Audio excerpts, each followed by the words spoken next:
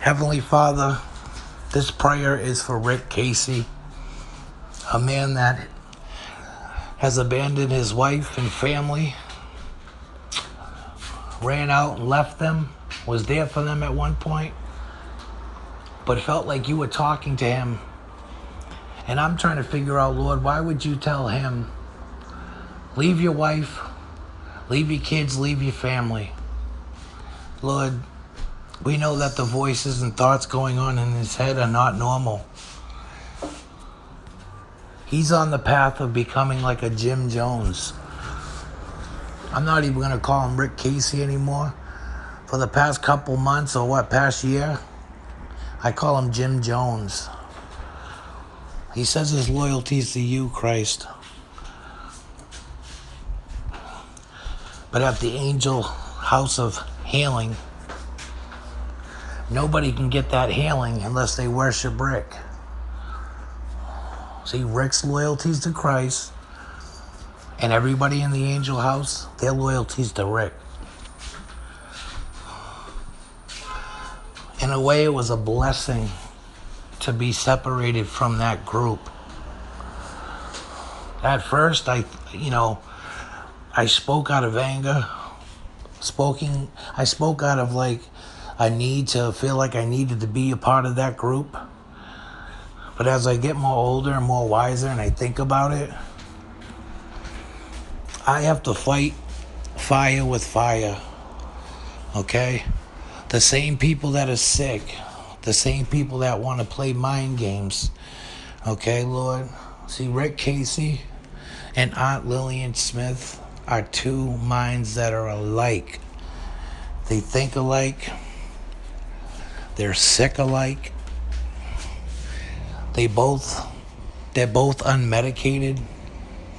They don't feel like they need medication. I got the crucifix. I got the what do you call it? I can't even think. Because the anger is so strong at their stupidity.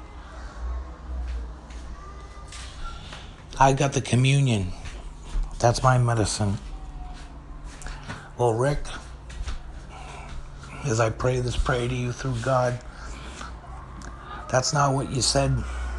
When I first met you, you said that you went to a psych ward. They wanted to hook you up on all these meds, and you threw it back at them pretty much and said no. But Rick, guess what? The doctors were right. See, Rick can't step outside of Rick's body and look at him, look at himself, look at his actions from afar. So only I can do that. Only other people can look at Rick. Just like me, Rick. I can't jump outside of my body and look at Derek. You can. Everybody else can. But what's common sense is common sense. When you cast judgment because of a person being on medication, like you're a doctor, like you know their needs. When you take a person off of their meds like Patricia Smith and you kill her, all right? Because that's what you did. I'm not going to fucking sugarcoat it. Excuse my language, Lord. This is how I have to talk to a man that you can't get through to. This is how I have to talk to a man that, he'll forever be on my shit list. Until hopefully that one day I get a call, I get a text from him saying, you know what, you're right, blah, blah, blah, blah, blah. And I'm not right all the time. I can be wrong. I can make mistakes as well. We all do. But I know what the medication does for me. I know the life that the medication gave me back. I know the life that Rick wanted to take away by trying to strip me of my medication. I've raised myself, Lord, since the age of 5 years old. Made my own decisions, made my own path. So what man like Rick thinks he's going to come into my life and start calling the shots and telling me what's good for me? See, Rick, you don't know what fucked up is. The title, the story of my life is called fucked up. I'm on medication for a reason. See, my story's gotta be told. You never gave it a chance. You just jumped to conclusions. And you talk about me saying hurtful things like, oh, your family, you ran out on your wife and your kids, you killed Patty. You think that's hurtful? Please, you don't even know the half of it. I believe in an eye for an eye. And I believe in the Bible, God says, thou shalt not retaliate or something. But when you're fighting evil at its purest form, there's nothing wrong with fighting the devil himself.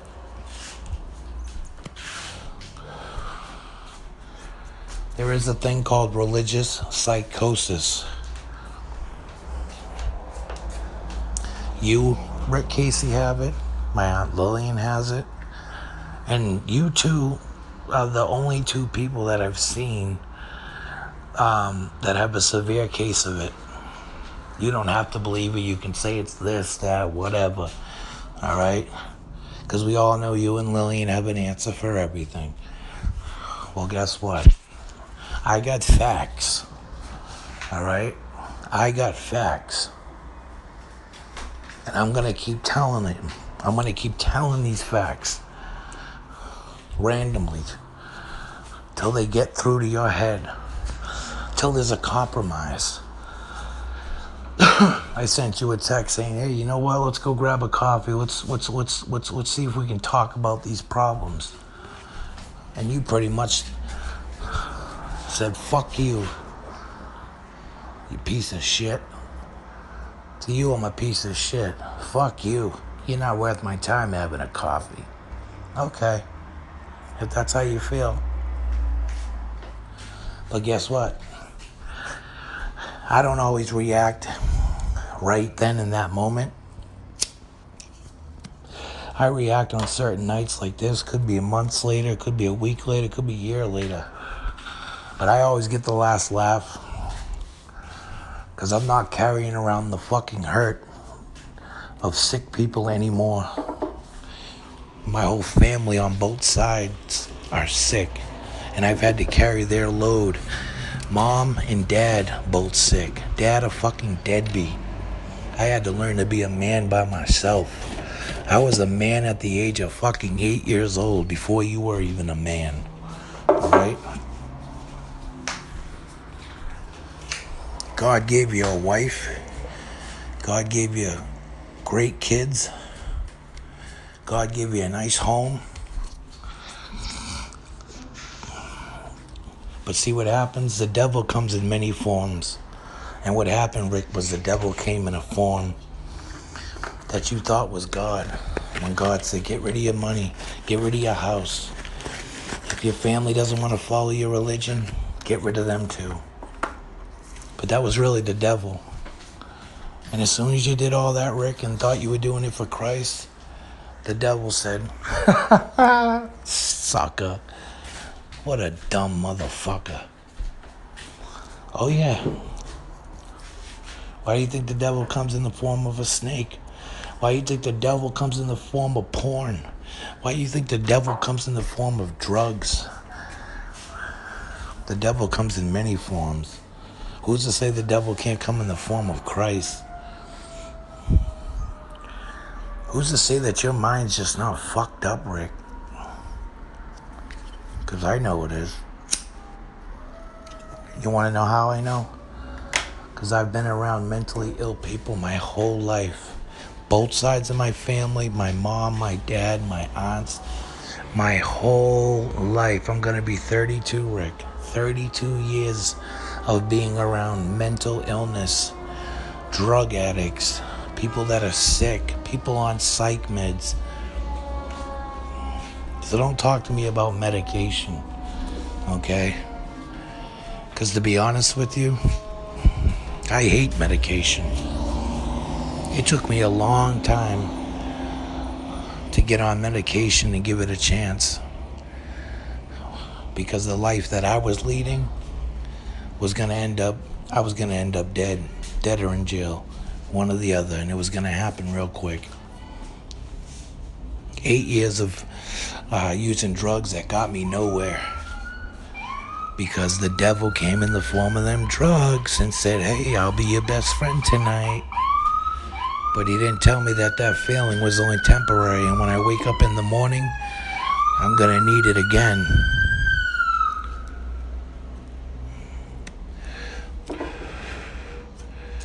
Not only did I beat my case for the lying-ass cops that said I assaulted my aunt with a baseball bat and a door, that I threatened to kill her. Not only did the lying-ass cops storm out of the courtroom when the judge says, this case is dismissed, lack of prosecution. Not only was God on my side and knew that was wrong, what happened, but I carried that trauma of being arrested this year on April 20th all over a verbal argument. Charged with 2 felonies, arrested, put in the Plymouth House of Corrections for 4 days, the big boy jail. Those penance, now that I'm free, I offer up to God. And the case was dismissed because it was a scam. It was a bullshit lie. And Rick, I am a fucking warrior. I would have fought that case to the day I die. One part of me was wishing that it went to trial, that it didn't get dismissed, and that they found me guilty, even though I'm innocent, 100%.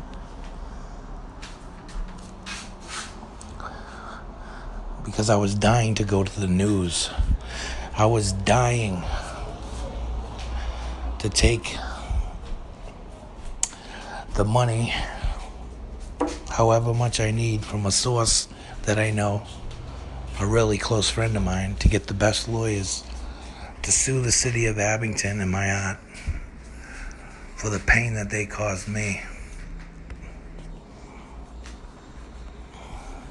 I don't know why I'm even telling you. It's not like you give a shit. And I'm sorry, Rick, if I'm swearing and telling you how I feel and telling you the truth. Guess what? I'm not going to tuck my dick in between my legs. I'm not like the people at the Angel House of Healing. I'm not there to kiss your ass. I'm just like you, made in the image of Christ. All you're good for, Rick, is lip boxing. And when it comes to me, I'm the best at lip boxing. I'm the best at real boxing and fucking people up too. Rick, the last time I got in a fight, let's just put it this way, the last time I punched this dude right below his eye so fucking hard, I broke his whole bone underneath his eye. That was fucking about 20 years worth of anger and rage in one punch. And some days I wake up just wanting to fight somebody. Now what do you say to that, Rick? Ooh, that's the devil. He's got the devil in him. He's in another world. Must be on drugs. God forbid I fucking speak my mind. God forbid I tell you what it is. See, I'm in reality, Rick. I know I'm a sinner. I got God hanging up right above my bed on a cross, beautiful cross. I see the Lord every morning. I don't need you to tell me I'm a sinner. Because guess what? You're just as much a sinner as I am. And you want to know something, Rick? If your loyalty's to Christ, then how come you didn't honor one of the 10 commandments? That is, thou shalt not kill. In regards to Patricia Smith. Why don't you sit on that and think about it? If I have anything else to say, I will send it your way. Whether you like it, whether you read it, whether you listen to it, whether you delete it, whatever. It's been sent, it's been said.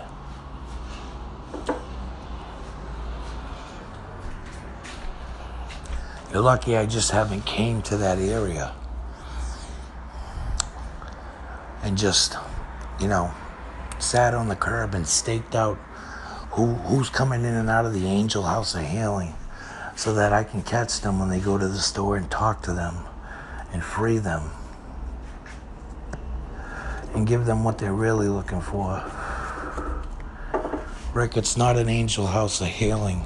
Let's be honest. It's a halfway house.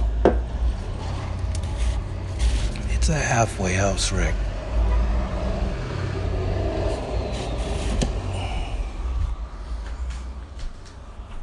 I know, Rick, you don't want to hear the truth.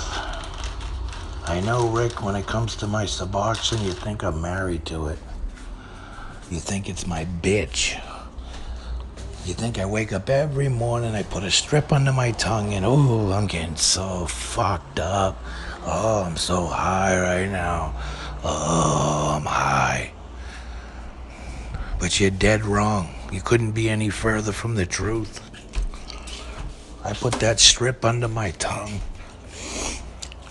I don't think about fucking using drugs. Now, what are you going to say that? Oh, well, you just put a strip under your mouth. So technically you're using a drug. So you don't even make sense, Derek.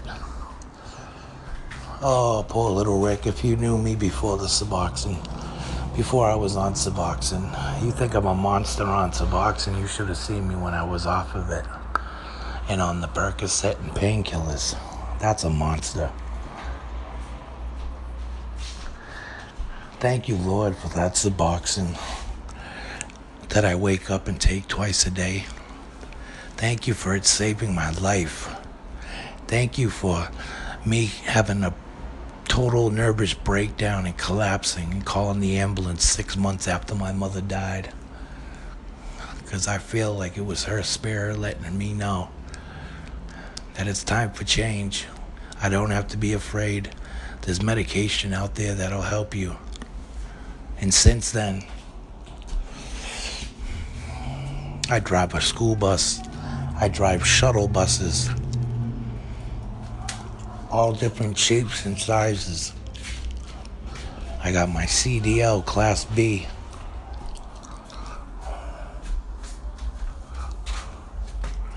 Everybody else in the company, not that it's none of your fucking business, is making $11 to $13 an hour to do the same work that I'm doing. But yet I'm making $20 an hour. Why? Because I know my shit. Why? Because when I'm sick as fuck, I still show up. I've never missed a day. I'm always on time. I have a connection with my clients. I love what I do. I don't even wake up and feel like I'm going to work. And I get paid for it. I got my own place now. That to me is beautiful. Greatest thing that ever came out of the Angel House of Healing is what I'm looking at right now, which is my son, my baby boy, my cat Minnie, that I picked randomly down in that dark basement. I couldn't see. I didn't even get to see any of the other cats. I just grabbed one and it was him. That's the greatest thing that came out of the Angel House of Healing. And that was like right as soon as I got Minnie, shortly after is when you kicked me to the curb. So I think God already knew what was going to happen ahead of time. Now that I think about it. And Minnie is God's way of saying, you know what, Rick's sick. He only thinks one way. It's his way or no way. But here's a great cat, that you'll raise, because this cat was 1 week old in my hand. I've raised him since he was 1 week old. He's a father's boy. I spoil him. I just spent $100 on him. Treats, food, litter, everything. He gets it better than me. And what do you, what, you know what I mean? Shit, wouldn't you know? What are you going to say next? Oh, God, his loyalty's to a cat, not to Christ. God, thank you for that gift. It's the only thing good that came out of Rick's house.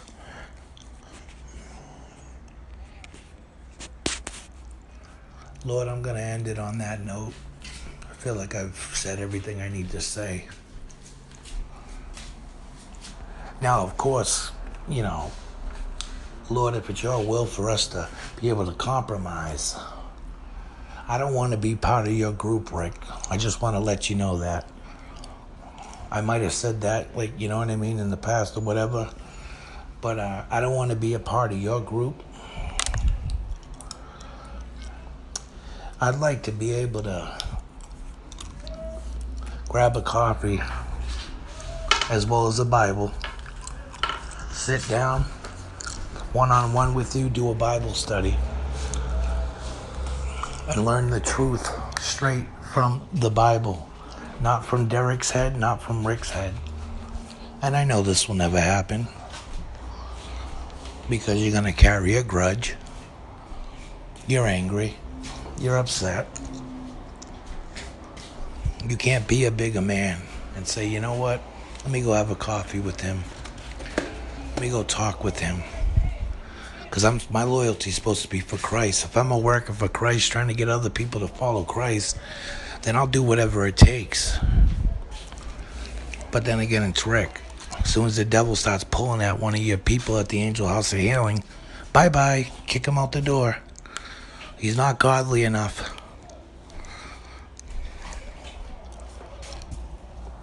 Took Patricia Smith off her medication and she died. Oh, you worried? You took her off her meds, but it was okay for her to smoke crack in the basement. And you're worried about my Suboxone. Preach, Derek, preach. There's so many fucking things that are wrong with this situation. Rick, your house is not going to be big like you. I remember you telling me a story. Oh, this is going to be a big story. This is going to be everywhere, blah, blah, blah, blah. The Angel House of Healing ain't going nowhere. And you know what? I'm tempted, honestly, to go to Whitman, okay? Whether you're there or not. And talk to the people who know you. And try to put some common sense into them.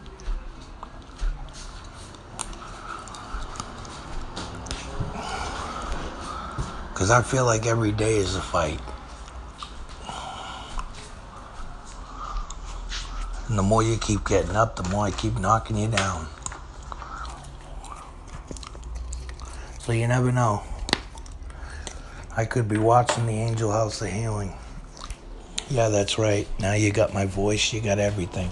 That's right. Now it's on record. I could be watching the Angel House of Healing on a perfectly public sidewalk. Intervening with people that I see coming out that must live there. Talking to them, making sure they're all right. Letting them know my struggle. Even though they don't know me from a hole in the wall.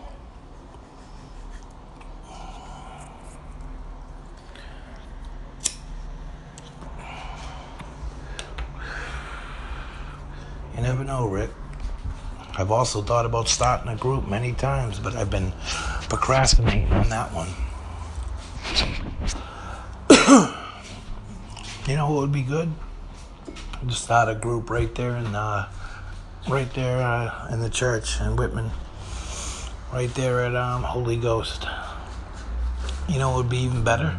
To have everybody from the Angel House of Healing come to my group instead of your groups every night. And if you think I don't have the power to make that happen, I would think twice. I hate when I gotta prove myself to people. It's just disgusting. But I've given you 25 minutes of my time, and I'm not going to give you a minute more. So if your attitude's fuck me, well, you already know what it is. My attitude's fuck you too. Don't pray for me. You don't like me. Oh, I'll pray for you. Don't pray for me. Don't pray for me. Because guess what? I'm only praying for you because that's what God would ask me to do. Not because I want to. See, the real me would never pray for you. The real me would call up the people for which I know in my circle to take care of you, to snatch you up, take you for a little ride, and put some common sense into you. See, it's a cold world we live in these days. And my mother always taught me. And guess what? My mother was, you want to talk about psych meds, my mother was on about 20 medication. So I guess she's the devil too. But Mama always taught me it's not what you know, it's who you know. So don't ever forget it.